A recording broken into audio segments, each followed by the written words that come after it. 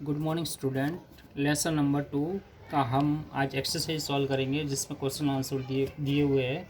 हम उस question answer को सॉल्व करेंगे। सबसे पहला क्वेश्चन है कि बचपन में लेखक अपने मामा के गांव चाव से क्यों जाता था और बदलू को बदलू मामा ने कहकर बदलू काका क्यों कहता था। मतलब बचपन में लेखक है जो मामा के गांव बड़े चाव से मतलब चाव से जाते थे और बदलू को बदलू मामा ने कहकर बदलू काका क्यों कहते थे।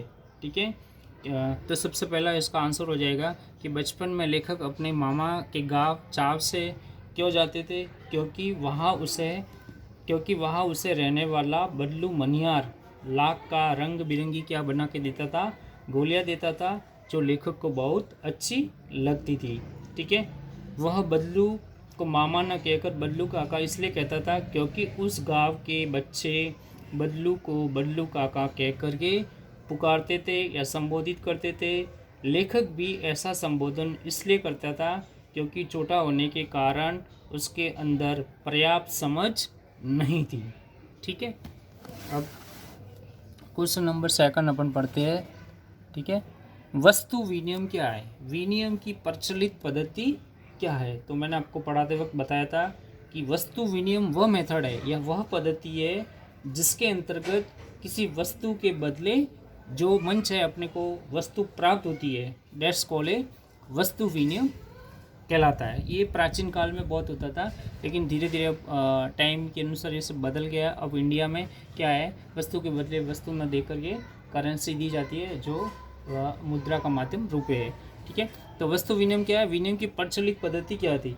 तो वस्तु विनिमय वह पद्धति है या वह मेथड है या वह विधि है जिसके अंतर्गत वस्तु के बदले जो वस्तु आपको पसंद हो वो प्राप्त की जाती है। इस पद्धति में वस्तुओं के लेन देन में पैसे की जगह क्या दिया जाता है, वस्तु का प्रयोग किया जाता है। जैसे बदलू लाख की चूड़ियों के बदले उसको क्या मिलता था, अनाज या अन्य जो उसको जीवन जरूरत का सामान लिया करता था। आज ये प्रचलन नहीं है, मतलब आज ये प्रचलित नहीं है। आज पैसों के बदले वस्तुएं खरीदी जाती है। इस पद्धति को मुद्रा विनिमय के नाम से भी जाना जाता है। मुद्रा का मतलब होता है करेंसी। ठीक है, अब आगे बढ़ते हैं। मशीनी युग में कितने हाथ काट दिए, इस पंक्ति में लेखक ने किस व्यथा की ओर संकेत किया है। तो मैंने आपको पढ़ाते वक्त बताया था कि किस तरह से मशीनी युग आने के कारण जो बदलू का धंधा था वो किस तरह से नष्ट हो गया। तो मशीनी युग में कितने हाथ काट लिए, इस पंक्ति के माध्यम से लेखक ने मशीनों को अंधाधुंध प्रयोग करने से बढ़ती जो बेरोजगारी है उसकी ओर इशारा किया है। केवल कुछ ही मशीनों द्वारा सैकड़ों मनुष्यों के बराबर काम हो जाता है।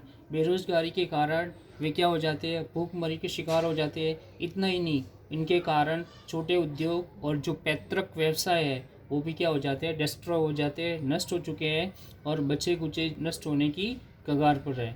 लेखक ने कारीगरों की इस व्यथा की ओर क्या किया, इंगित किया है। बल्लू के मन में ऐसी कौन सी व्यथा थी जो लेखक से छिपी न रह सकी। तो लाख की चूड़ियों के कुशल कारीगर बल्लू का काम मशीनों के आने से छिन चुका था। वह असहाय और लाचार हो गया था। जिन कांच की चूड़ियों से उसे नफरत थी, आज सब जगह उसे वही दिखाई पड़ रही है।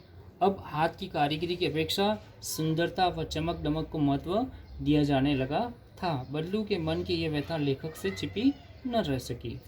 मशीनी युग से बदलू के जीवन में क्या बदलाव आया। तो मशीनी युग से बदलू के जीवन में यह बदलाव आया कि उसका जो काम था वो छिन गया था, वो बेरोजगार हो गया था, उसे अपना जीवन गरीबी के जीवन में जीना पड़ा था, उसे अपनी गाय बेचनी पड़ी, वह कमज़ोर और वृद्ध हो गया था, बीमार और चिंतित रहने लग गया था। तो ये थे इस लेसन के 1 से लगा करके 5th क्वेश्चन मैंने आपको सॉल्व करवा दी। Thank you.